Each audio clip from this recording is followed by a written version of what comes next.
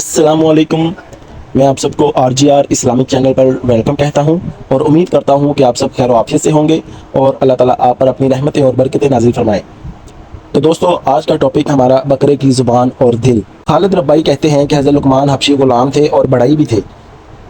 خالد ربائی نے ان کا قصہ بیان کیا ہے کہ ایک روز ان کے آقا نے انہیں کہا کہ ایک بکری ذبح کرو اور اس کے 2 نفیس ترین ٹکڑے میرے پاس لاؤ۔ انہوں نے بکری ذبح کی اور زبان اور دل نکال کر لے آئے۔ پھر کچھ عرصے کے بعد آقا نے حکم دیا کہ ایک بکری ذبح کرو اور اس میں سے 2 خبیث ترین ٹکڑے نکال کر میرے پاس لے آؤ۔ انہوں نے بکری ذبح کی اور آقا کے کہنے کے مطابق خبیث ترین ٹکڑے یعنی زبان اور دل نکال کر پیش کر دیے۔ آقا بہت حیران ہوا، پوچھنے لگا، جب میں نے گوشت کے نفیس ترین ٹکڑے لانے کے لیے کہا تو تم نے دونوں اعضاء یعنی زبان اور دل لے کے آئے، اور جب میں نے کہا کہ بدترین ٹکڑے لے کے آؤ تو بھی تم نے یہی 2 اعضاء مجھے دے دیے، یہ کیا معاملہ ہے؟ حضرت لقمان نے جواب دیا اپنے آقا کو کہ جب یہ دونوں پاکیزہ بن جائیں یعنی زبان اور دل پاکیزہ بن جائیں تو ان سے بڑھ کر پاکیزہ چیز کوئی نہیں، اور جب یہ خبیث ہو جائیں تو ان سے بڑھ کر کوئی چیز خبیث نہیں۔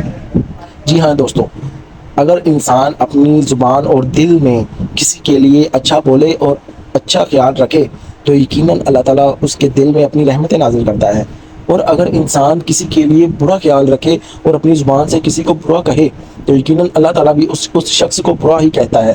تو دوستو، اپنی زبان اور دل کو پاکیزہ بناؤ، لوگوں کے ساتھ اچھے معاملات کرو، تو ہی ہم اپنی زبان اور دل کو پاکیزہ بنا سکتے ہیں۔